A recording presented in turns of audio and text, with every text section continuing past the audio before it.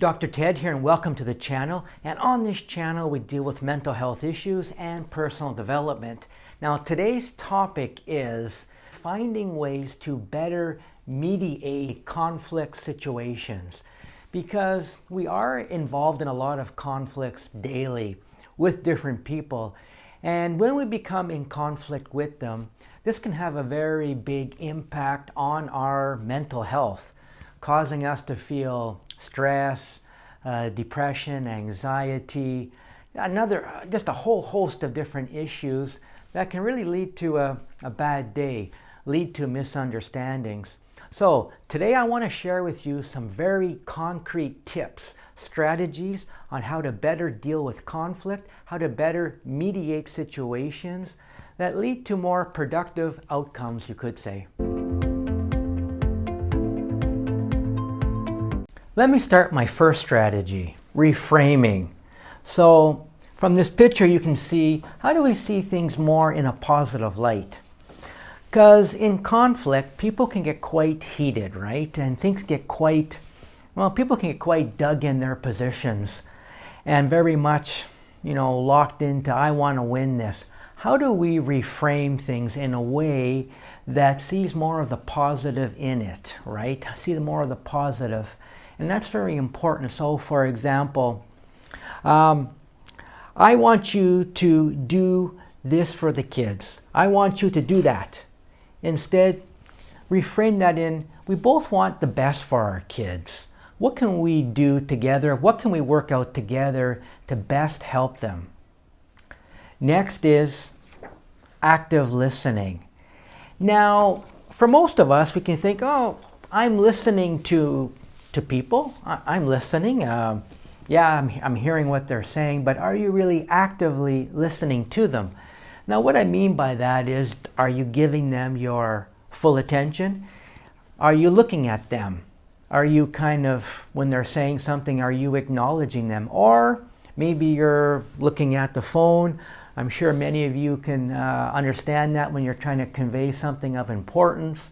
The other person is looking at their phone. I'm really trying to make my marriage work.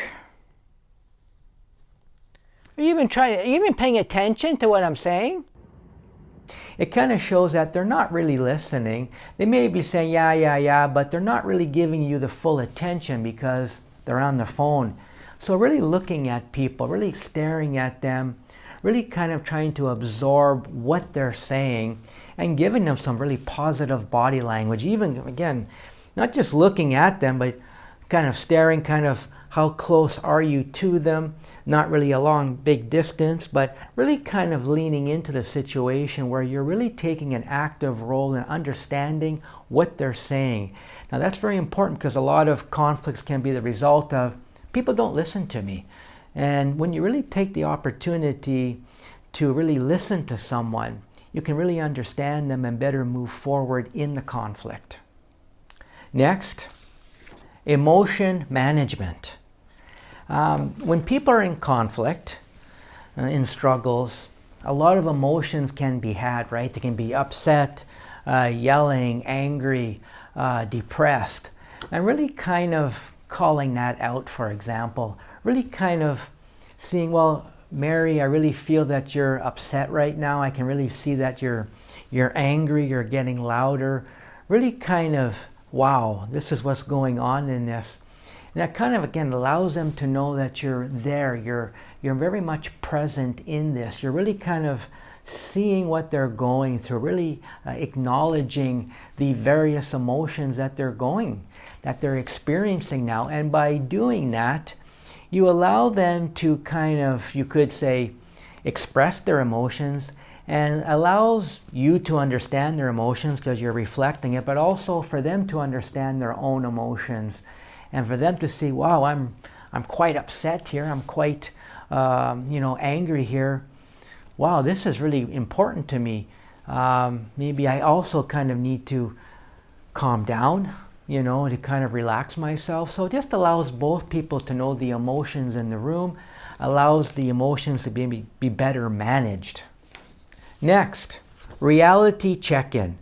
Now, you could say, when people are in conflict, They can kind of come to various, you could say, decisions or kind of deals. Is it really possible, right? You know, are the realities, you could say, allowing that to happen? So if, for example, you have two parents, let's say they're divorced, and one parent is saying, you know, I want those kids on the weekend, and the other parent is saying, yeah, that could happen, but my work schedule is very fluid, very all over the place. Just how can we kind of look at that? So just for people to really look at the realities of things, because they may want to hammer out, you could say, a deal, but is it really possible? They really need to look at things, and in doing so, they can say, well, yeah, maybe that works. No, maybe it doesn't. Can we find some other kind of resolve for it? So again, that example of, I guess, the kids, we can say, yeah, this weekend's your time with the kids, this weekend is with that time.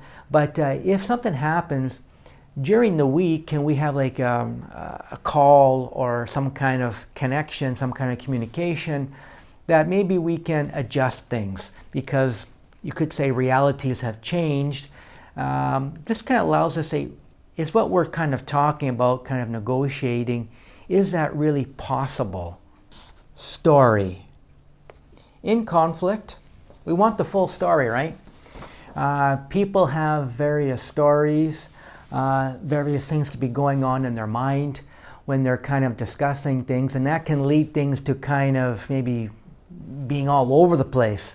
So when people are having a conflict and things are very heated, and this kind of, you could say, summarizing the situation, kind of retelling the situation so that you got the full story, that you're kind of fully aware of things. And that kind of connects in with active listening.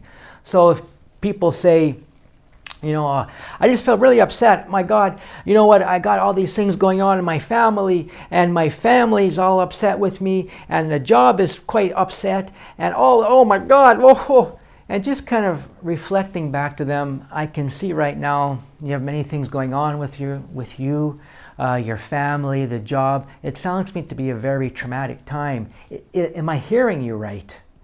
So just reflecting back to them so that people can better understand each other, better understand the situation, because if you're in a conflict with someone, you may not fully understand what's going on because you may also want to win it, but really kind of taking the time to understand where that person is by restating what they're saying, kind of making paraphrasing, just so that you have a full understanding, and also again, the person themselves have an understanding of what's going on for them, and it kind of helps to focus them.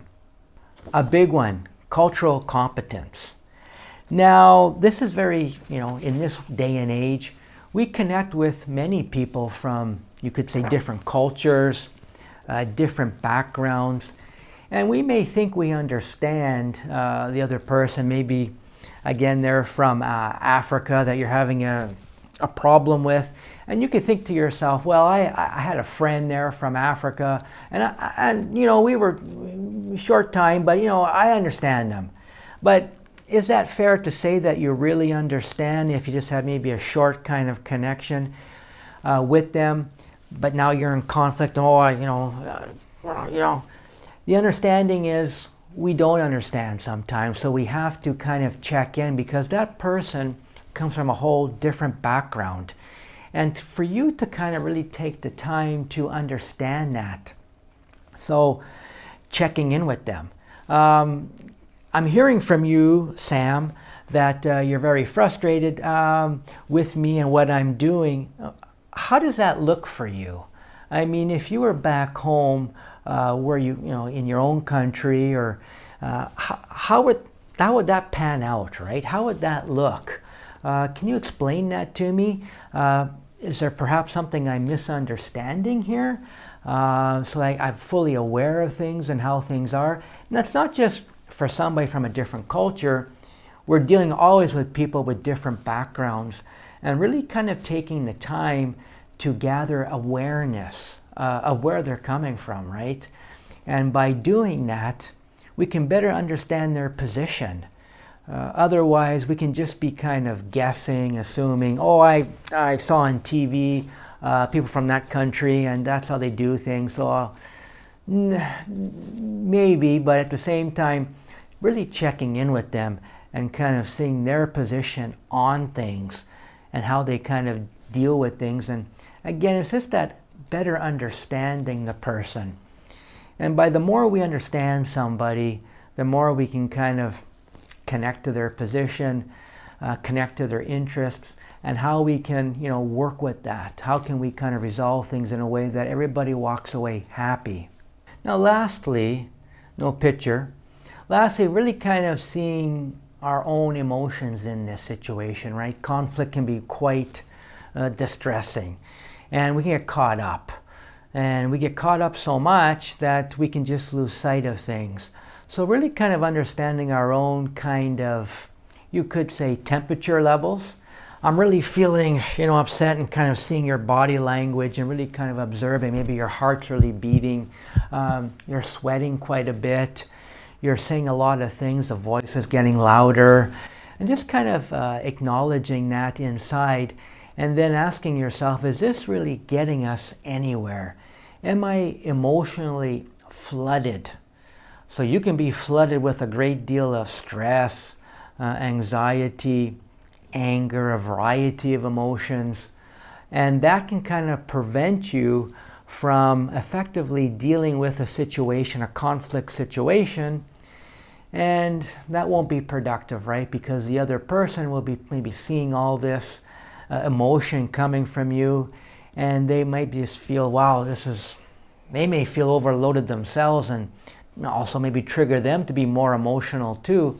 And for those of you who've been in conflicts, when these conflicts get quite loud, emotional, really nobody's hearing each other.